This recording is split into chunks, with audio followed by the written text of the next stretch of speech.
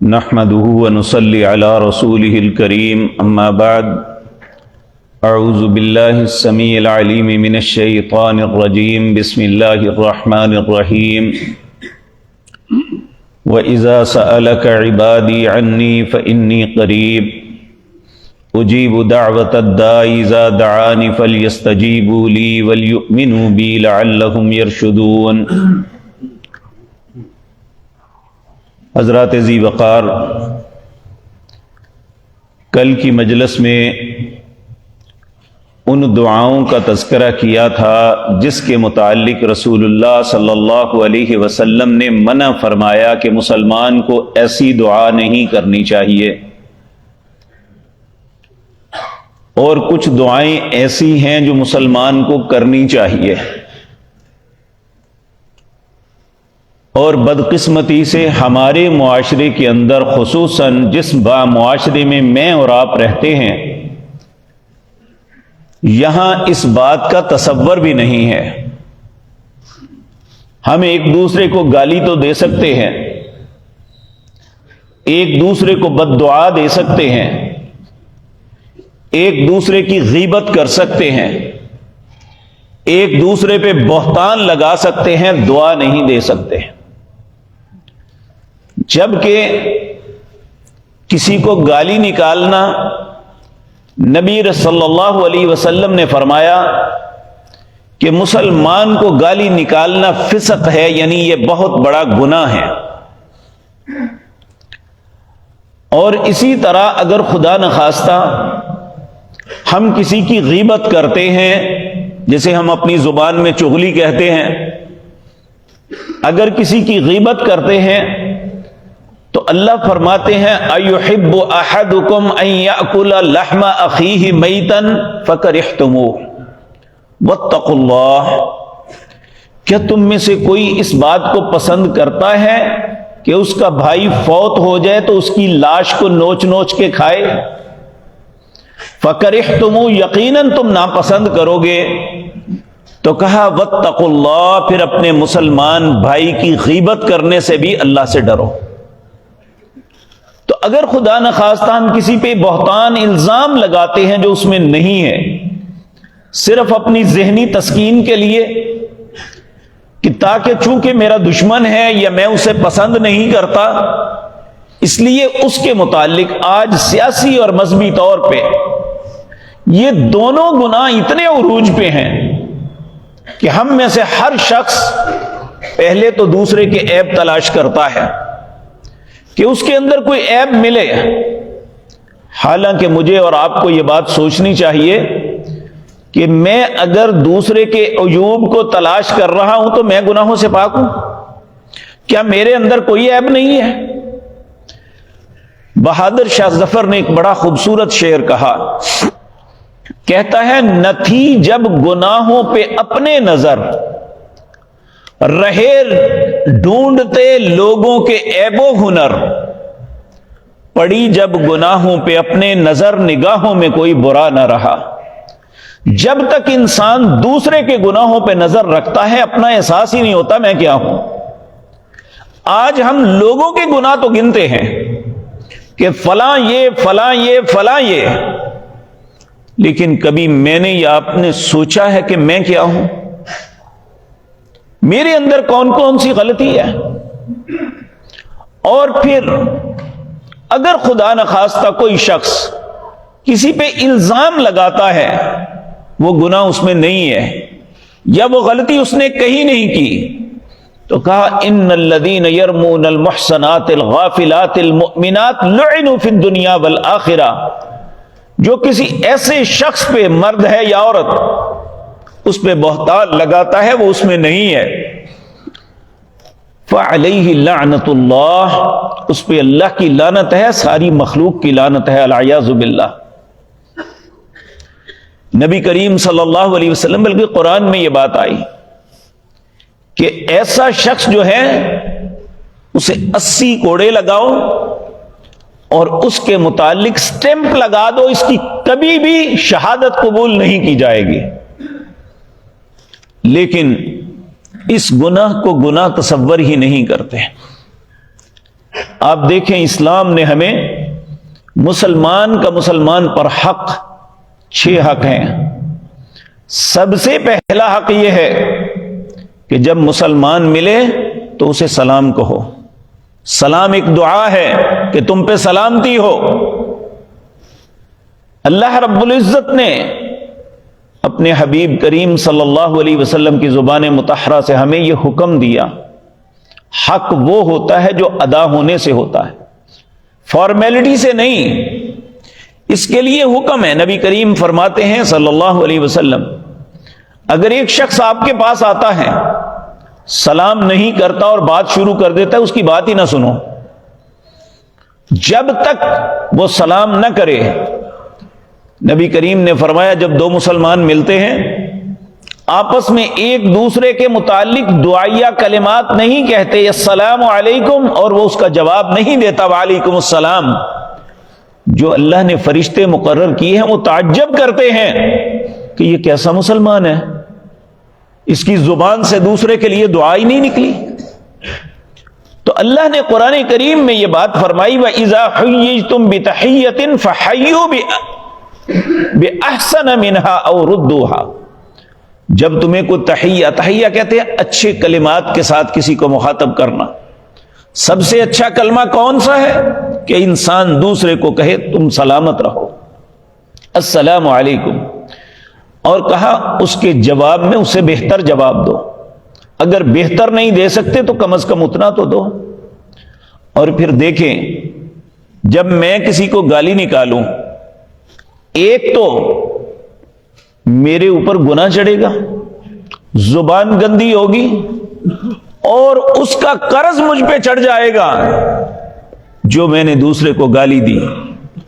جب میں سلام کرتا ہوں تو 10 نیکیاں ملتی ہیں. السلام علیکم، وہ کہتا ہے السلام علیکم ورحمت اللہ، 20 نیکیاں مل گئی. کہتے ہیں السلام علیکم ورحمت اللہ وبرکاتہ، 30 نیکیاں مل گئی. اور اس کے جواب میں بھی اسی طرح ہمیں کیا اس بات کا شوق نہیں ہے کہ ہمارے نامہ اعمال میں نیکیاں بڑھیں؟ اور یہ بات ذہن میں رکھیں، سورۃ قاف کے اندر اللہ نے یہ فرمایا ما یلفظ من قول الا لدیہ رقیب عتید. رقیب کہتے ہیں اس کو جو طاق میں بیٹھا ہے کہ اس کی غلطی میرے ہاتھ میں آئے میں فوراً پکڑ لوں. کہا جو بھی تم زبان سے لفظ نکالتے ہو نا، ایک رقیب فرشتہ بیٹھا ہوا ہے عتید جو فوراً نوٹ کر لیتا ہے. اور کبھی میں یا آپ، ہم میں سے ہر انسان کی پاکٹ میں موبائل ہے، آدھے گھنٹے کے لیے ریکارڈنگ آن کر کے اپنے پاکٹ میں رکھ دیں، پھر اپنی گفتگو آدھے گھنٹے بعد خود سنیں کہ میں نے اس آدھے گھنٹے کے اندر یا 15 منٹ یا 10 منٹ کے اندر کیا کیا بات کی ہے، اور ہماری باتوں کا مواخذہ جب ہوگا تو میں اللہ کو کیا جواب دوں گا. کبھی نہیں سوچا. ایک صحابی نے رسول اللہ سے پوچھا کیا ہم زبان سے جو باتیں نکالتے ہیں کیا اس کی وجہ سے بھی ہم پکڑے جائیں گے؟ آپ نے فرمایا بہت سے لوگ اپنی زبان سے کی ہوئی باتوں کی وجہ سے پیشانی سے پکڑ کے گھسیٹ کے جہنم کا ایندھن بنا دیا جائے گا. اس لیے زبان کو کنٹرول کر لینا یہ سب سے دانائی اور عقل مندی کی بات ہے. رسول اللہ صلی اللہ علیہ وسلم نے ارشاد فرمایا اللہ نے آپ کو ایک زبان بولنے کے لیے دی ہے اور اس کو روکنے کے لیے 2 ہونٹ دیے ہیں.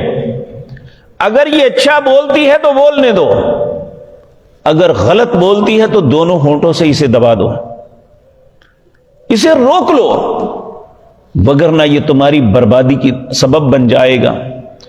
نبی کریم صلی اللہ علیہ وسلم نے فرمایا جب صبح دن کا آغاز ہوتا ہے انسان کے جسم کے جتنے اعضاء ہیں، یہ ایک ایسی بات کی جو انسان کانپ جاتا ہے. کہا ہاتھ، جس طرح ہم ہاتھ باندھتے ہیں نا کسی کے سامنے، اس طرح منت کرتے ہیں زبان کی کہ اس کو کنٹرول رکھنا، روک کے رکھنا، زبان سے تم نے بولنا ہے، مار جسم نے کھانی ہے۔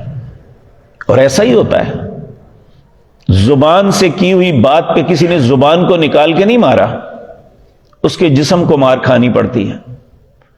تو اس لیے ہم میں سے ہر انسان کو چاہیے کہ رسول اللہ کے اس حکم کی بہت زیادہ اس پہ توجہ دیں، اسے اپنی زندگی کا حصہ بنائیں۔ نبی کریم نے فرمایا جب کوئی انسان اس اپنے دوسرے بھائی کی غیر موجودگی میں اس کے لیے دعا کرتا ہے تو اللہ ایک فرشتے کو مقرر کر دیتے ہیں، بھائی جاؤ، یہ کیا کہہ رہا ہے؟ اللہ یہ اپنے بھائی کے لیے دعا کر رہا ہے، کیا کوئی دیکھ رہا ہے؟ کہا نہیں۔ اللہ کہتے ہیں تم اس کے لیے دعا کرو۔ وہ کہتے ہیں اللہ میرے بھائی کو صحت دے، وہ فرشتہ کہتے ہیں اے اللہ اسے بھی صحت عافیت کے ساتھ رکھنا۔ وہ کہتے ہیں اللہ میرے بھائی کو معاف کر دے، وہ فرشتہ کہتا ہے اللہ اسے بھی معاف کر دے۔ ایک عرب عالم دین کا کلپ دیکھا، وہ کہنے لگا جب کوئی انسان یہ دعا کرتا ہے نا، اللہم اغفر لجمیع المسلمین والمسلمات، اے اللہ جتنے دنیا میں مسلمان مرد اور عورتیں ہیں انہیں معاف کر دے، تو دنیا میں 1.5 ارب مسلمان ہیں، دیکھیں اس نے 1.5 ارب بندوں کے لیے دعا کی تو اس کے مقابلے میں اتنی ہی آمین اس کے لیے آئے گی کہ اللہ اسے بھی معاف کر دے۔ لیکن ہمارے ہاں دوسرے کے لیے دعا کا رواج نہیں ہے۔ عربوں کو آپ دیکھیں، ہم ان پہ بڑے اعتراضات کرتے ہیں، بہت باتیں بناتے ہیں، لیکن جو ان کی اچھی عادات ہیں ان کو کبھی نہیں دیکھا۔ اب کسی بھی عرب کو جا کے کہیں السلام علیکم، وعلیکم السلام، حیاک اللہ، اللہ تمہیں زندگی دے، اکرمک اللہ، اللہ تمہیں عزت دے، بارک اللہ، اللہ تجھے برکتیں عطا فرمائے، یعنی آپ جتنی دعائیں اسے دے گی وہ جواب میں ایسے ہوتا ہے جیسے مقابلہ، بیت بازی ہوتی تھی، شاعر لوگ اشعار میں ایک دوسرے کا مقابلہ کرتے تھے، وہ دعا میں ایک دوسرے کا مقابلہ کرتے ہیں۔ ایک شخص کسی کو دعا دیتا ہے، وہ 2 3 4 دیتے ہیں، وہ بھی لگ جاتا ہے۔ اللہ اکبر۔ آپ دیکھیں یہاں تھوڑی جی سوچیں، اللہ کی بارگاہ میں انہوں نے بھی جانا ہے، ہم نے بھی جانا ہے۔ ان کی زبان سے نکلے ہوئے کلمات کا جب دفتر کھولا جائے گا تو کیا نکلے گا، اور ہمارے دفتر جب کھولے جائیں گے تو وہاں کیا ہوگا؟ ماں اور بہن کی گالیاں،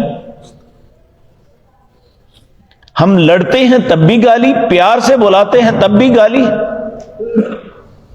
یہ مسلمانی ہے۔ اور کہیں کہ تم نے اسے گالی نکالی ہے تو وہ گالی نکال کے کہتے ہیں میں نے کب نکالی ہے؟ احساس ہی نہیں، ہماری حس ہی مر گئی ہے۔ واللہ کسی شخص کو آپ گالی نکالتا دیکھیں، اسے جا کے کہیں بھائی آپ نے گالی نکالی، وہ کہے گا میں نے تو کوئی نہیں نکالی، اسے پتہ ہی نہیں میں کیا کر رہا ہوں، یہ عادت بن گئی ہے ہماری۔ تو اللہ رب العزت ان باتوں پہ ہمیں سمجھ عطا فرمائے۔ آپ کسی کو اچھے انداز میں بات کر کے دیکھیں، یقین جانیے کہ آپ سے کسی نے گالی نکالی ہے نا، آپ اسے کہیں کہ بھائی تو نے میرے متعلق یا میری والدہ کے متعلق، میرے باپ میری بہن کے متعلق، میں ایسا نہیں کروں گا۔ اگر آپ اس کے مقابلے میں 10 گالیاں بھی نکال لیں، اتنی شرمندگی اسے نہیں ہوگی جتنی اس بات پہ ہوگی کہ تم نے بکواس کی ہے، تم نے گالی نکالی ہے۔ میں تمہیں ایسا نہیں کروں گا، میں تمہاری ماں کے متعلق ایسا لفظ نہیں بولوں گا۔ مر جائے گا وہ شرمندگی سے۔ کبھی ہم اچھے اخلاق کا مظاہرہ تو کر کے دیکھیں۔ تو آج کی مجلس میں میرے اور آپ کے لیے سبق جو رسول اللہ صلی اللہ علیہ وسلم نے ہمیں دیا یہ ہے کہ مسلمان کو مسلمان کے لیے دعا کرنی چاہیے. جب وہ دوسرے کے حق میں دعا کرے گا تو اس کے حق میں بہتری ہوئے گی. فرشتے اس کے مقابلے میں اس کے حق میں دعائیں کریں گے، اور فرشتوں کی دعا سے بہتر دعا کسی کی نہیں ہو سکتی.